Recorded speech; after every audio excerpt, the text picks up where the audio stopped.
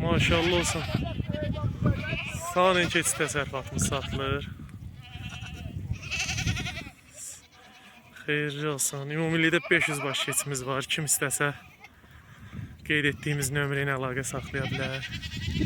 Bunlar isə balalar.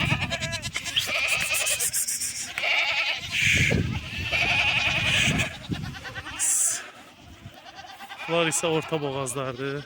İnşallah yaxın vaxtda bala verəcək. Hamısı Sanin, Alpin, Hələb. Kim hansı cinsdən, hansı sortdan istəsə varımızdır. Bunlar isə balalardır. Balalar atlayın yoxlayır. Orta boğazlar atlayın yoxlayır. Hara qarışır, dəyməyin. Maşallah olsun. Allah hər kəsin təsərrüfatına bərəkət versin.